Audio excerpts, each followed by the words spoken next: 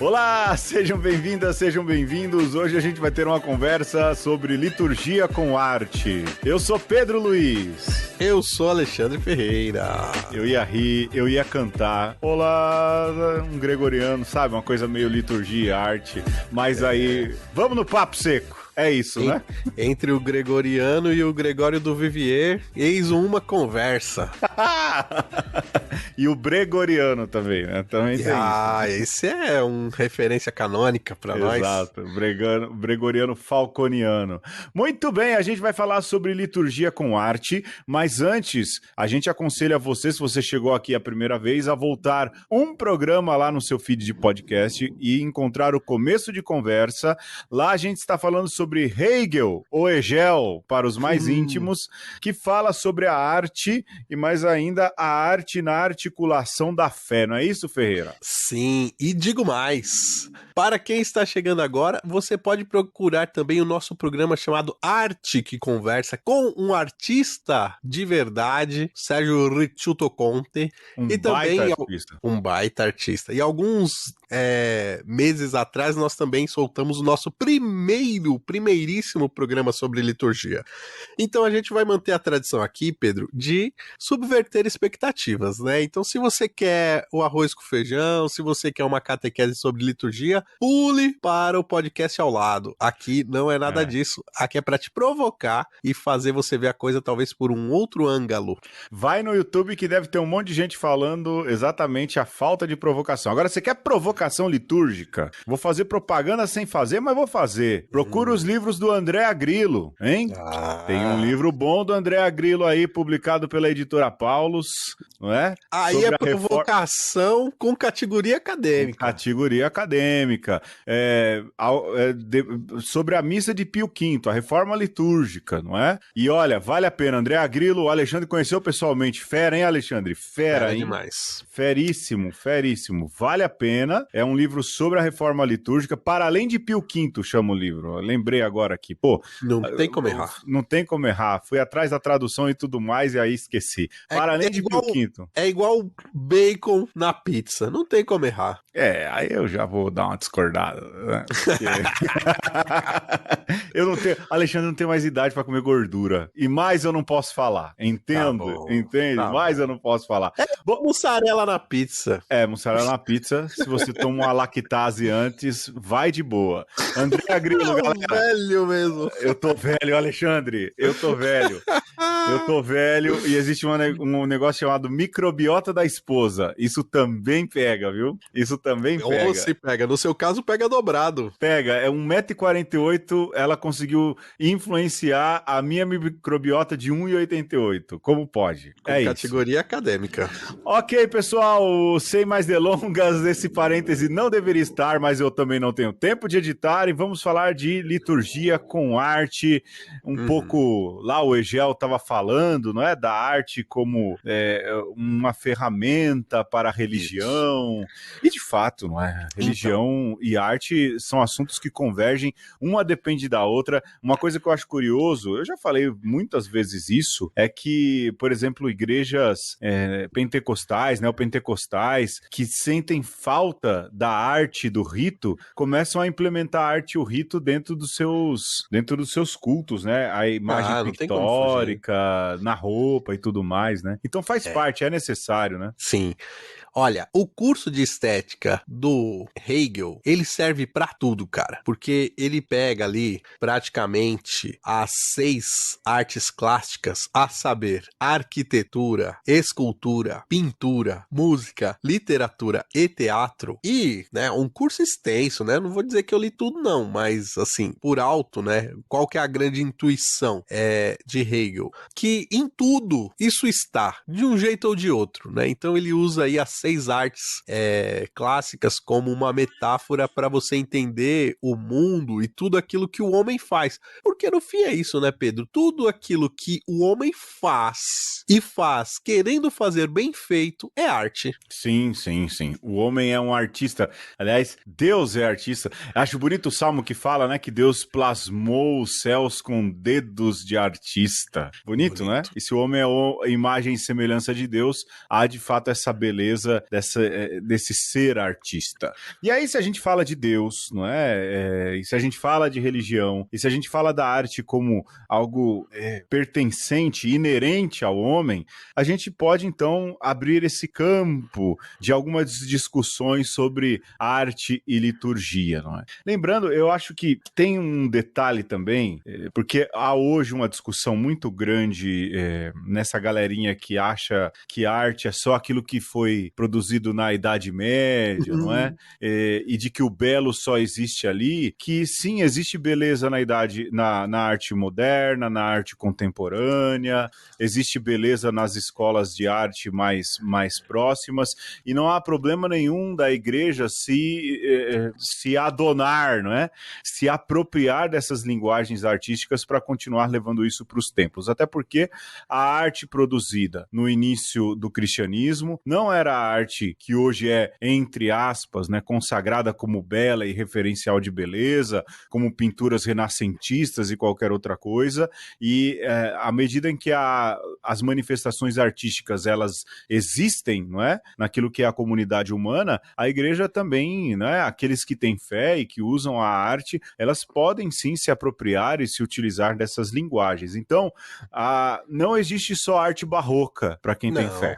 Não existe só arte do período medieval, não existe só renascentismo, não é? Não existe só não existe só Michelangelo. Existem outras coisas, outros artistas, e isso precisa ser levado em conta quando a gente vai falar de liturgia com arte. Acho que isso é importante, não é, Alexandre? Porque com certeza. Se tem algo que me chama bastante atenção, eu acho isso curioso, são igrejas novas, assim, muito rebuscadas no renascentismo, sabe? Com aquelas lembranças de igrejas pré-conciliares, imitações de colunatas, pinturas, assim, muito rebuscadas, só que a música é um rock, né? O Glória parece o Legião Urbana, que a gente estava falando ainda agora, né? E mostra como é pobre a visão de arte dessas pessoas, não é? Porque falam, não, a arte era aquela, mas a música pode ser o Glória do Legião Urbana, né? Por exemplo. Então, a arte, ela tem várias manifestações, vários rostos, vários jeitos, e quando a gente fala de liturgia com arte, a gente leva em conta isso, de que arte não é só aquele modelo, não é só aquele tipo. Acho que é importante, né, Ferreira? Sim, e eu acho que a gente não pode perder de vista, né, Pedro, que se existe uma intencionalidade, e se nessa intencionalidade tem o louvor a Deus, ou transmitir aquilo que está em consonância com o que Deus nos revela, tudo pode ser frutuoso, né? Mas aí precisa dessa abertura de espírito também do interlocutor. E aí eu acho que é muito sintomático quando você cita aí a igreja barroca que toca rock, porque isso pode estar acontecendo de uma maneira sem que se pense, né? Nesse todo. Como é que essas coisas podem se conjugar e tal. Eu acho que o problema não é nem a conjunção do barroco com o rock, não. Mas é a conjunção ou a fusão que vira confusão porque não intencional. Porque quem critica ou quem diz, não, igreja tem que ser assim, precisa ter um Jesus assim, né, um crucificado assim, as colunatas assadas, as pinturas como X e Y, sem perceber nesse tipo de crítica, se desfaz ao colocar, por exemplo, um rock, um rap, né, aquela banda pesada tocando, né, um baixo, parece um Karnak, 2 baterias bombando, entendeu? Não entende de arte ou tá desonesto no discurso, não é? Ou é inocente, alguma coisa tem, mas ou é ingênuo, ou despreparado. O Alexandre tá sendo mais generoso, não é? Mas a coisa caminha por aí. Eu vou dar um exemplo, hein, Alexandre? Eu acho que talvez o melhor exemplo arquitetônico de liturgia, vamos falar de arquitetura. A primeira arte aí, a arquitetura. A arquitetura, né? Já que a gente tá falando de igreja e tudo, a gente gente tem hoje, por exemplo, em 2023, quando esse programa está gravado, o Santuário Nacional de Aparecida. Ai, né? meu Deus. Que foi... Calma, Ferreira. Oxe, eu só tô puxando um exemplo, calma. Por quê? Porque eu vou falar da minha memória. Eu lembro de... vamos para Aparecida, eu era criança. Cheguei lá, era aquele templo escuro, cheio de tijolinho, né? E a coisa ficou meio... E achei um tanto quanto decepcionante, primeira vez que fui. Lembrando que eu sou de 78, eu devo ter ido aí pelo meio dos anos 80 para Aparecida. Bom, acontece que lá depois os redentoristas assumiram o santuário, e a campanha do tijolinho, atrás de campanha do tijolinho, eles mantiveram aquilo que é a estrutura, né, do santuário, aquilo que é a identidade, os tijolinhos são a identidade do santuário. Eu acho bacana, né, porque você usou um elemento muito brasileiro, né, nas construções, as paredes de tijolinho e tudo, e por fim você chamou um artista que é moderno, que é o Cláudio Pastro, né, que não é um artista que faz um Jesus branquelo, não, ele é um iconografista, ele é um arquiteto sacro, né? Mas ele pinta ícones, você não tem tridimensionalidade, né? Os desenhos do Pastro são bidimensionais, minimalistas. Minimalistas, ele evoluiu também, não é? Ele, como todo artista, ele tem fases, e Cláudio Pastro é que fez esse amálgama do moderno com, eu nem sei o que a gente pode definir ali, a construção de Aparecida, né? Enquanto a arquitetura Aparecida é bem arrojada, né? Porque coloca o altar no centro e tudo, aquele formato cruciforme ali, né? Formato cruciforme é meio tautologia, mas enfim. É um cruciforme, de fato, né? E leva em conta aquilo que também é o pedido da reforma litúrgica, né? Então. Do Sagrado Concílio, do altar no centro e tudo mais. E aí entra o Cláudio Pastro, né? E com o seu jeito, e aí ele remodela, e eu acho bonito porque a remodelagem do Cláudio Pastro ali dentro, ela tem a assinatura dele, ela leva em conta o arrojo, mas ela não se sobressai, né? Mesmo aquele baldaquino, né? Mesmo o baldaquino e tudo mais. E agora, do lado de fora, vem se colocando aí mosaicos, não é? Nas 4 entradas. É uma discussão de arquitetura, arte e liturgia, não é, Alexandre? Toda uma discussão, né? Quando a gente fala de arquitetura, a gente está falando do grau mais elementar, né? Quase metafísico da existência das coisas. Então a gente pode falar da arquitetura do universo, a gente pode falar da própria arquitetura do que é o ser humano, por exemplo, né? Que tem um formato que você bate o olho e fala assim, opa, isso daqui é um ser humano, tem a ver com design, essas coisas, né? Quando você tem essa sobreposição de ideias, né? Então você tinha lá os tijolinhos, aí vem o Pastro e faz uma intervenção, aí depois vem o Rupnik e faz outra.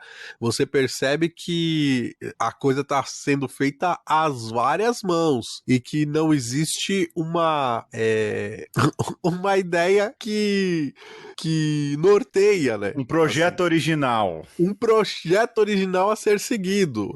Então você tá fazendo a coisa aí no multirão, né? Então, parece também, Alexandre, o pároco que quer deixar sua marca registrada, né? Então, rapaz, é isso, né? Quando a gente fala da arquitetura na liturgia, aí se você pega até antes mesmo do cristianismo, né?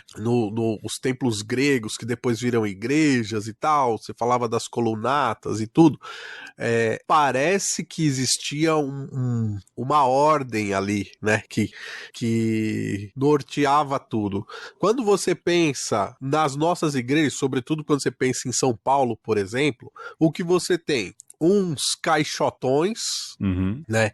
Que alguém foi e falou, bom, a gente tem que construir o templo. O que dá pra fazer? Dá pra fazer com isso daqui. Aí tem um X de dinheiro lá, faz a figura geométrica lá, um galpãozão, e é isso. Aí depois vem o outro e fala, bom, mas era bom fazer uma torre, que a torre é sinal. Aí vai. Sim. Aí o outro fala, pô, mas vamos fazer aqui um puxadinho, porque agora tem que estacionar o carro, aí você constrói o templo em cima na parte de cima, a parte de baixo vira estacionamento, Pois enfim, é. aí, tem que fazer o salão paroquial, aí faz um puxadinho, enfim. Então, falta arquitetura, falta alguém que arquitete o todo, né?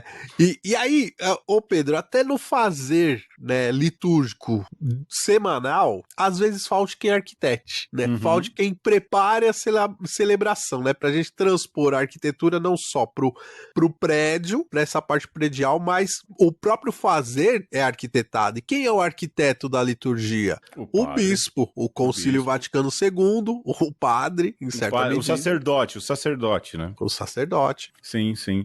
Faz muito sentido. E mais ainda, né, Alexandre? Já que você fala assim, quem é o arquiteto de uma celebração litúrgica? O sacerdote, o bispo, né? Que é o liturgo oficial da diocese. E todos eles constroem ou celebram a liturgia dentro daquilo que é a herança da igreja, a esteira na qual a igreja celebra. E aí, voltando para a questão de arquitetura predial, eu acho que é importante isso também, não é? Porque acontece muito isso, né? O padre chega e fala, não, eu preciso deixar aqui a minha marca registrada, não é? Então. Vou fazer um altar novo, tem um altar lá já dedicado, aí vou fazer, mas já tá dedicado, já tá... Não, vou fazer o novo, que eu quero a minha placa ali, não é? Eu quero a lembrança do que eu fiz, não é? E isso de fato acaba acontecendo também, porque a arquitetura ela também revela uma história, né, Alexandre? Uma história da comunidade, as escolhas da comunidade, aquele Jesus, aquele crucifixo ali, ele tem um porquê de estar ali, ou seja, tudo isso foi pensado com cuidado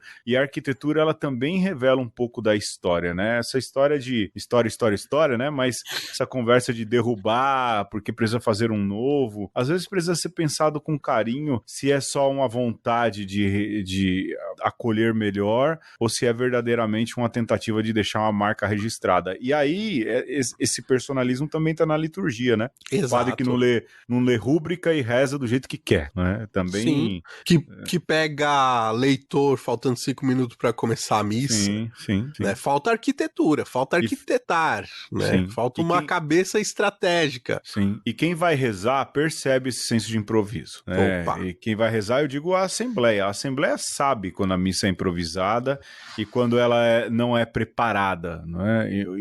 Ou quando ela é bem preparada. Missa não é só homilia, não é? Missa não é só homilia. Ferreira, vamos pra frente? Ou você tem mais algumas considerações em relação à arquitetura? Segunda arte clássica, escultura, vamos pra lá. Pois é, então. A gente tava falando do Pastro, né? E tava falando de Aparecida também. Aparecida tem... o Pastro deu uma limpada lá, mas se você andar por Aparecida, você vai ver lá um Jesus de madeira, uma Pietá de madeira. Você vai ter aquele nicho bonito de Aparecida. Mas ali já é obra do Pastro, né? Sim. Então. Então você já tem ali uma miscelânea de um monte de coisas. Mas vamos lá, não é? Porque é tradição nossa ter as esculturas. É tradição nossa, cristã, católica, apostólica, romana, você ter ali uma imagem de santo. E aí eu acho que também um pouco de cuidado em relação a isso me incomodava quando eu exerci o ministério e ainda me incomoda que as pessoas têm ultra sacralizam a imagem, não é? Sim. E aí você, mas é uma Nossa Senhora. E quando você vê a Nossa Senhora, parece que teve um derrame. Teve um AVC, né? Uma boca caída. Tudo. Mas é Nossa Senhora. Fala, mas desculpa, mas essa Nossa Senhora tá feia.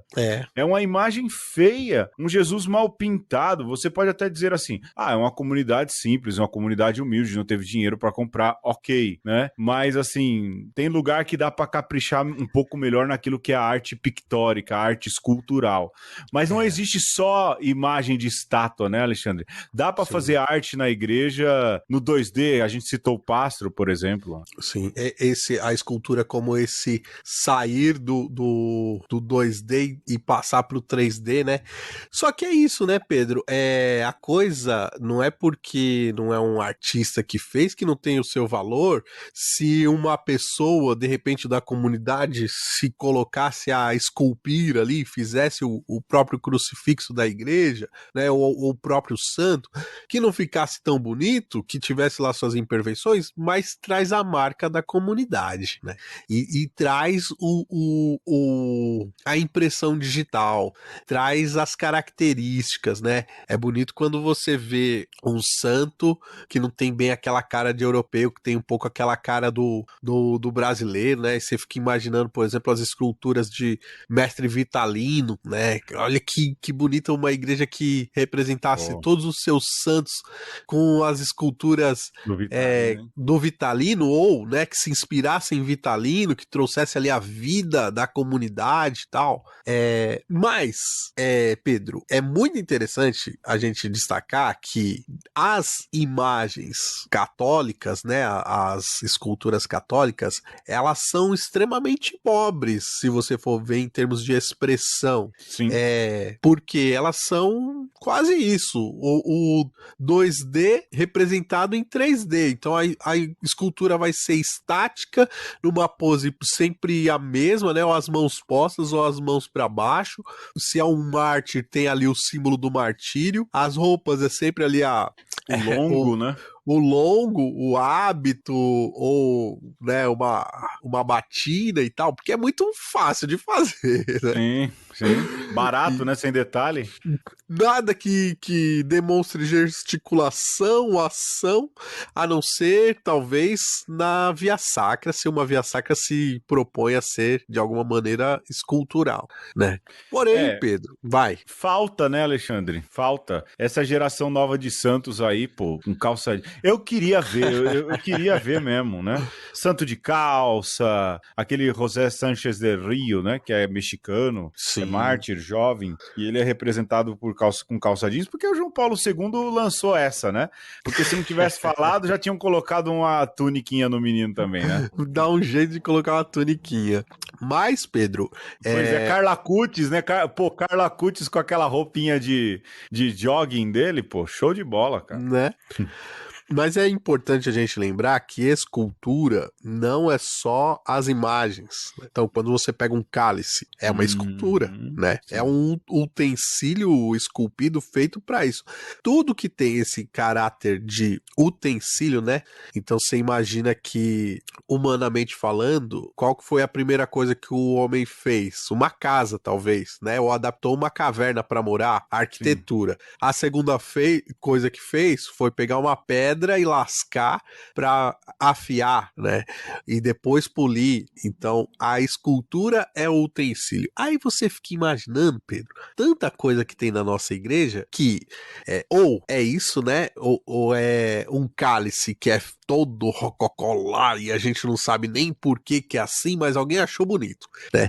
E do lado você tem o vaso de flor de plástico.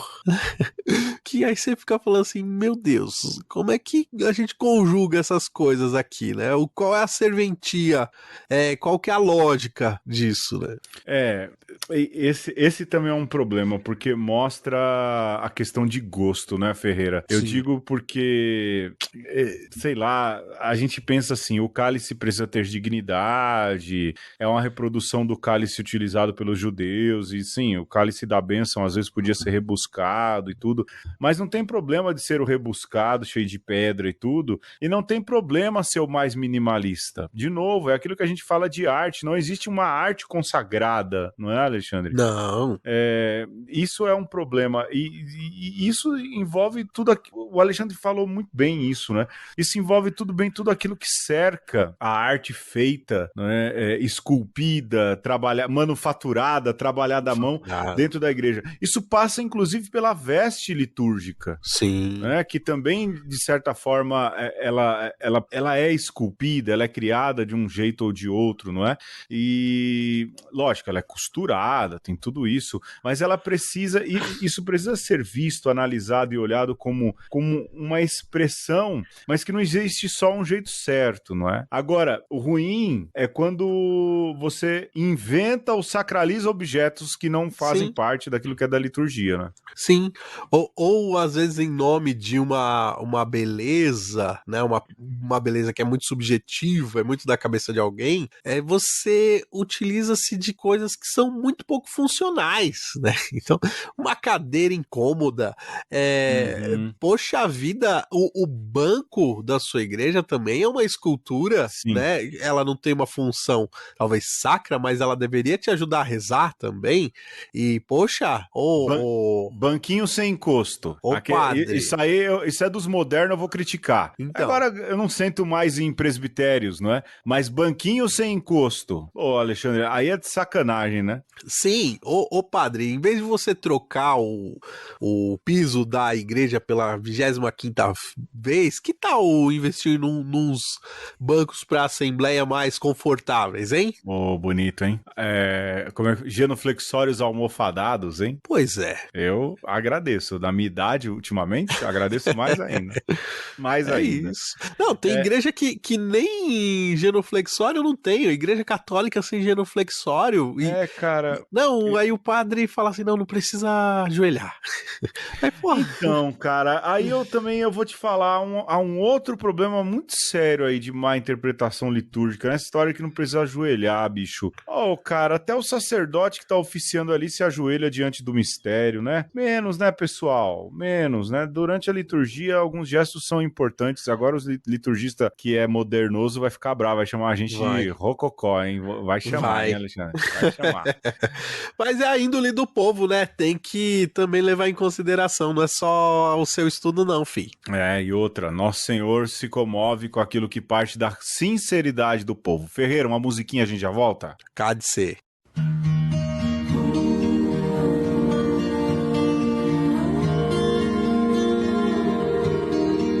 Fermento, quero ser fermento, quero Deus no centro de São Paulo, ser luz na consolação, fé na marginal, paz pra multidão. Vou te apresentar ao retirante, boia fria, ao pingente da central. Vou te introduzir no Bandeirantes, na Paulista, no Jardins e no Cristal. Lutar pela liberdade, te encontrar na luz, viva na cidade, nascer, ser a catedral, marco zero a fé, Deus ponto final.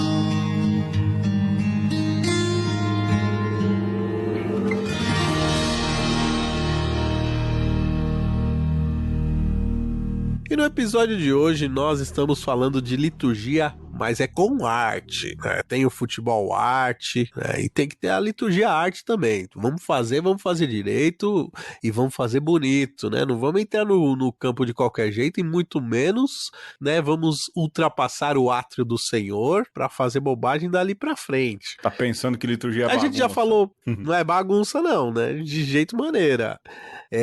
A gente já falou de arquitetura, de escultura, e para Pedro fechar com chave de ouro as 3 primeiras artes clássicas ali, que para muita gente é o que pra gente, tem muita gente que acha que é só isso que é arte, inclusive, viu? Mas não é só isso. Vamos falar da pintura, né? Da pintura na liturgia. Vamos lá. Bom, aqui também há um problema. Você tinha falado de gravura de santo, né? Uhum. É uma coisa que me incomoda pra chuchu, cara. Gravura de santo também é um negócio que me incomoda. Santinho. Aquele santinho que serve mais pra fazer propaganda da gráfica do que pra pagar verdadeiramente a promessa, né? Verdade. Tem essas, não é? Você tem esse tipo de pinturas ali de santos dentro da liturgia. Então, dia do Santa Luzia, aí entra encontra lá com aquele quadro de Santa Luzia, né? Que Santa Luzia tá mais morta no quadro do que quando ela foi de fato martirizada, né? Verdade. É uma coisa sem vivacidade, bem complicada, né? Então você tem aquilo que é a gravura sacra, vamos assim dizer, já cristalizado na cabeça das pessoas, não é? Agora eu fico pensando aqui, Alexandre, dá para ir além. Por exemplo, toda a cultura oriental, ela vai de gravuras, né? Que são os ícones, são gravuras, sim, né? Sim. Que é uma herança, de certa forma, dos hieroglifos, né? Uhum. É essa ideia de comunicar através da representação sacra, da arte sacra. É engraçado, né? Quando a gente fala de arte sacra, quase que automaticamente a gente pensa, né, na arte plástica, né? Na escultura e na pintura. Aí você pode pensar, poxa, Michelangelo fez um trabalho extraordinário, mas quando você vai ver lá a capela Sistina, rezar naquele ambiente deve ser dificílimo, hein, Pedro? Pesadíssimo, pesado.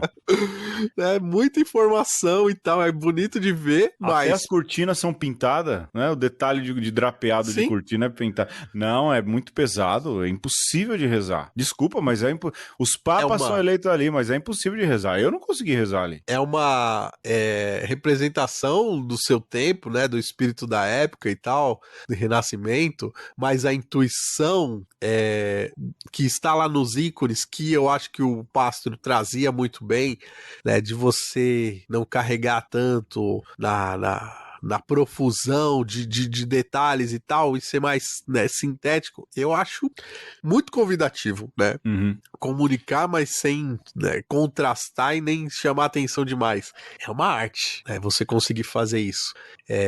E aí vale a pena a gente lembrar, né, Pedro, que no mundo católico a gente precisa, né? Você reconhece que um templo é católico porque tem ali as gravuras, né? Tem uma representação de Cristo junto ao altar, você tem a via sacra desenhada, enfim, alguns outros detalhes e tal. Isso é importante pra gente. Mas existe um desafio, né, em termos dos dias de hoje, que é você conversar com a arte contemporânea. A gente falou um pouco disso no programa com o Sérgio, né? Eu vou dizer pra você assim, ainda mais pra gente que mora no Brasil, né, Ferreira? A gente hoje, no Brasil, a gente é um pouco refém do Cláudio Pastro, embora o Cláudio Pastro já não esteja entre nós. A gente é refém de um pastrismo, né? Esses dias, vou falar o milagre, mas não vou falar o santo, né? Veio aí um artista para participar aí de um evento e a pessoa se colocou como discípulo do Cláudio Pastro. E aí eu conheci um outro artista sacro, não é, que também se dizia discípulo do Cláudio Pastro. Eu falei, mas qual que é quem é que detém aí a exclusividade, né? Quem é que continua a dinastia? Quem é que tá continuando, né? E aí tem aquele outro que o Alexandre é muito fã, né? Que também se diz discípulo. Essa história é incontável, pessoal. Não tem condições de contar. Não tem, vamos deixar pra lá. Mas aí, eu falei assim, caramba, né? Aí o cara que ouviu falou, pô, eu tô aqui gravando um vídeo sobre o Cláudio Pastro. Eu sou o último dos discípulos, então. Aí o editor ouviu e falou, eu estou editando o vídeo. Então eu posso dizer que eu sou o último dos discípulos do Cláudio Pastro. É verdade, porque fica essa luta. E em contrapartida, e não é porque é amigo nosso, não é porque já participou de um programa nosso, mas eu acho muito, muito massa quando o Sérgio Ricciuto Conte, por exemplo, ambienta uma igreja. Sim. Porque é totalmente diferente. É totalmente diferente. Tem uma arte, uma linguagem diferente. Ele coloca algo que é muito nosso e que falta às vezes nas igrejas, que é cor, que é movimento, não é? Que é vida, que são elementos. O respeito pela história da comunidade também existe ali. Esse é um outro exemplo, não é, Ferreira? De arte moderna que dialoga sinagoga, o Sérgio costuma colocar as pessoas da comunidade para ajudar a pintar um detalhe aqui ou outro. De novo, né? Esses dias eu fui na Nossa Senhora Aparecida dos Ferroviários, a gente ficou encantado com a igreja. E de novo, não é porque é amigo nosso, não é? Não é porque é um querido nosso. É um pouco. Também, né? Mas é porque é bonito e ousa, vai além, né? Precisa disso, né, Ferreira? Sim. Agora, Pedro, sabe o que me indigna quando eu penso, né, nesse aspecto semiótico da pintura nas igrejas? Cartaz, cara. Cartaz na igreja. Aí o cara vai e coloca lá um pôster gigante do dízimo, né? Às vezes debaixo da imagem do padroeiro, assim, sabe? Na frente do altar e pá! Feio, Toma na sua cara, assim, pague o dízimo, pá! Acho que agora deve colocar o QR Code também, gigante. Cartaz na mesa da palavra. Cartaz na mesa da palavra. Que é um lugar tão sagrado quanto o altar, não é? E aí você mete porque pode até ser da campanha da fraternidade, ali não é lugar de cartaz, não é? Precisa se tomar cuidado em relação a isso, de fato, não é? Pintura na liturgia, vai também por foto, pôster na liturgia, é complicado, né? É de fato de indignar, né? Sem contar, e aí a gente precisa levar em conta que a liturgia, ela é imagética, né, Ferreira, também. Exatamente. Tem coisa mais bonita do que, embora quem tem rinite sofra, né, do que um turíbulo com a fumaça subindo em profusão. Tem coisa mais bonita que isso, não é? Aquela igreja que fica um pouco, em certos momentos, na penumbra. O vitral, né, Pedro? O vitral filtrando a luz, não é? Tudo isso é um padre que saiba se movimentar, rezando a missa. Tudo isso chega a ser pintura, né? Tem beleza, tem imagem.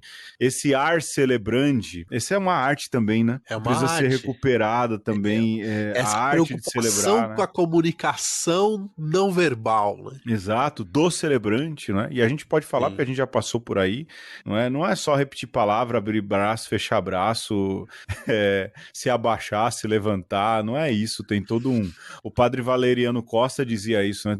É necessário uma performance também, isso é verdade, isso também é arte, não é? E não é performar no sentido de falsear, mas de performar porque você tá querendo fazer bonito. Um jogador, não é bonito quando um jogador dá um elástico, quando um jogador dá um voleio, quando um jogador de futebol dá uma bicicleta, um lance plástico bonito, não é? E não importa tanta eficácia, um padre que sabe, é para dar bicicleta no altar, né? Mas um sacerdote que também tem essa performance, isso também é importante, isso também é arte, né, Ferreira? Com certeza.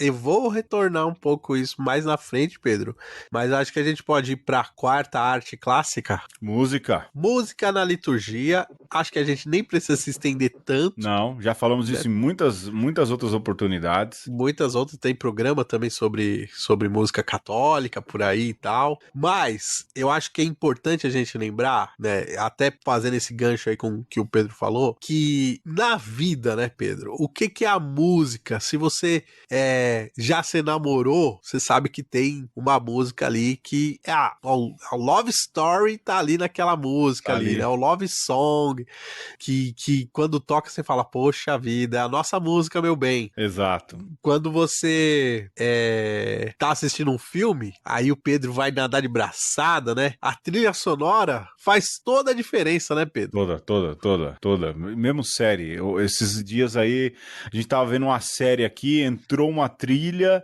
e eu lembro que eu virei pra Letícia e falei, cara, essa trilha não precisava estar aí, forçou, né? Então, música também, viu? Música também. A hora de tocar e hora de não tocar. Só dizer assim, canto gregoriano não é o único jeito, canto gregoriano é bonito lá pro Vaticano, para celebrações mais, né, catedráticas, vamos assim dizer, isso é importante, monásticas na catedral, no Vaticano. Música precisa ser um pouco adaptada também à realidade, não existe só um jeito de música, mas a música é para liturgia e não a liturgia para música. Talvez eu já tenha falado isso, né? O padre que participa da procissão de entrada e tem que ficar esperando a música terminar para começar a missa, sendo que ele estando no altar, a música já pode terminar porque a missa já pode começar, né? Então, missa e música na liturgia não é para show de banda, ela deve servir ao povo, né? Talvez já tenha falado isso, mas as minhas reclamações de velho são sempre as mesmas. mesmas. E a música, né, Pedro, evoca esse fazer coletivo que ainda que exista lá o arquiteto, né, digamos o compositor que escreveu a música, você tem os executantes. E quando todo mundo tá no mesmo embalo, né, quando você tem um maestro que está ditando ritmo e tá todo mundo ali seguindo a partitura, no caso, a partitura é o missal romano, né, é as diretrizes, a intuição, né, do Concílio Vaticano II. Se todo mundo entende, Pedro, se todo mundo sabe que música que tem que tocar, é como se fosse um bailado, né? E a coisa vai desde o cara que tá tocando a guitarra, o cara que tá tocando o tambor, mas também o cara que levantou na hora certa, fez a reverência, se dirigiu pro ambão para fazer a leitura. Tudo isso, se é feito com harmonia, né, com consciência, isso também é música, né? Assim, Sim. mesmo quando existe um silêncio pairando no ar e na hora certa, pá, entra a música, aí a música sabe parar e o padre vai e entoa a oração. Isso tudo tá nesse campo da harmonia, do ritmo, que é musicalidade. Não é só porque toca, o músico não tá lá pra tocar, né? Ele tá lá pra celebrar, pra sentar na hora que o padre tá fazendo a homilia, né? Pra ajoelhar na hora que tá acontecendo a consagração, pra que ele se integre também na missa, né? Seja um ministério que seja integrado à missa, isso é bacana. Alexandre, vamos pra frente. Porque se tem uma coisa que a liturgia é feita, é de letras, de literatura, né? Justo. A primeira parte da liturgia é toda dedicada àquilo que é o sentido literal, né? Que é a leitura da palavra de Deus. Existe esmero também artístico naquilo que é a literatura. E isso não tem a ver só com a letra, mas o pronunciar também é importante. Rapaz. Eu já vi leitoras, assim, que liam como que se interpretassem, né? E eu falava, cara, isso é legal, dá vida pro texto. Não é baixar a cabeça lá e uma frase atrás da outra, mas introjetar. Isso é bonito. Eu gosto quando isso acontece. Gosto mesmo, sabe? Se a quinta a arte clássica é a literatura, na liturgia a gente tem a literatura sacra que para nós é central na nossa fé, né? Os irmãos protestantes evangélicos quase colocam esta arte como a única, né? Em algumas igrejas isso é só música e literatura, praticamente música e palavra, né? E às vezes no catolicismo a palavra é quase um anexo para, bom, tá aí, vamos fazer, né? O que é muito triste, Sim. É muito triste. É isso que o Pedro fala de você tirar a palavra do papel, da palavra escrita, para se tornar a palavra vocalizada. Isso me fascina, Pedro. Assim, me fascina há algum tempo e por onde eu passei eu tive a oportunidade de sensibilizar as pessoas para esse detalhe e dizer para as pessoas, né? E isso me encanta. Pode ser melhor, né? A gente pode fazer de uma maneira que não é para gênios, não é para intérpretes teatrais, não. É para qualquer pessoa que ame a palavra e que entende que essa narrativa, né, esse aspecto de contar uma história, isso é nosso, né? Uhum. É da nossa tradição oral e isso acontece na liturgia porque depois que a gente sair da liturgia a gente tem que levar isso para a vida. Sim, sem dúvidas, sem dúvidas. Eu acho que transformar essa letra, aquilo que é escrito, que é riqueza, que é história, que é cultura, transformar isso em algo vivo quando se proclama é muito bonito e indigna, não é? Entristece, sobretudo, quando isso não é cuidado, não é? Quando por exemplo, nos meios católicos, às vezes se desvaloriza, se esquece da sacramentalidade da palavra, né? Porque você tem na palavra de Deus ali uma presença sacramental também. Ferreira, por fim, a sexta arte, Alexandre. E agora? Isso pode dar treta, hein? Agora vai causar polêmica, hein? Pode causar. Vai lá, lança brava, Ferreira. Teatro na liturgia. Teatro na liturgia. A sexta arte, a arte teatral. E aí o Pedro já intuiu muito bem, já deu spoiler lá atrás. Todo o aspecto performático da missa é esse aspecto teatral. Veja, lá atrás, antes mesmo do cristianismo, nas religiões primitivas, o teatro nasce como uma forma de reviver os mitos. Então você traz a história mítica exemplar que dá vida à comunidade de volta, atualiza através do teatro, né? Os atores ali refazem os atos do herói, refazem os atos do Deus que vence o caos e traz a vida. Então, assim, o teatro não está dissociado dessa ideia religiosa. E até, Pedro, quando você vai numa peça teatral, às vezes você está tão absorto ali pela história contada que você esquece do mundo por um instante e vive aquilo. Interage aquela história. até. Interage, chora. Já vi sente. gente interagir na peça já. De dizer um não antevendo uma ação, né? De tal maneira a absorção, sim. Então, a gente na liturgia deveria causar tamanha comoção, né? O leitor, o padre nos seus gestos, os coroinhas ao servir o altar, a música. Sim, sim. Ou seja, a confluência de tudo isso com uma boa performance, e nesse sentido, né, de entrega, ela deveria gerar um envolvimento verdadeiro daquele que participa da celebração, não é, Alexandre? Sim. Teatro da liturgia não tem a ver com encenação teatral na liturgia. Não. Esse é um tem problema. A ver com entrega, como você bem disse. Entrega. Esse é um erro. Liturgia não é lugar de encenação teatral. Cara, se tem uma coisa que eu me cansei, é aquela encenação Lifehouse, cara. Você sabe qual que é? Sei. Meu Deus do céu, cara. E toda vez, de tanto ver aquilo, né? Você vai numa paróquia, você vai num grupo de jovens, você vai numa missa. Eu já sabia até os passos, já falava, não, se faltar o Jesus aí eu faço o papel, eu sei fazer.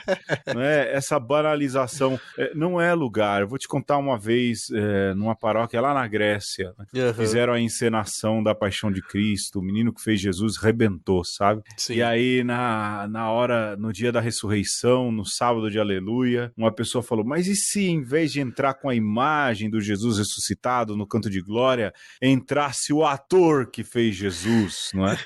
Eu falei, cara, você precisa estudar a liturgia, porque chega a ser sacrilégio isso que você está propondo. Liturgia não é teatro. A hora de fazer a encenação da paixão foi depois da liturgia das 3 horas. Você colocar ali um ator vestido de Jesus, e isso eu também já vi em meios católicos, é você cometer um verdadeiro sacrilégio, não é?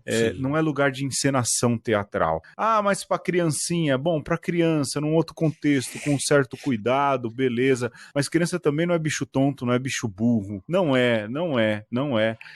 Palco não é lugar de encenação, não é altar, pelo menos eu acho isso, sabe? Precisa se tomar um cuidado, viu, cara? Ô Pedro, eu passo um pano, sei lá, se as crianças fizessem. Criança, sim. Sabe? É isso que eu tô falando, dependendo do contexto, com cuidado, sim. Numa missa específica para elas, né? Num momento ali onde elas pudessem se expressar, e eu acho isso, né, Pedro?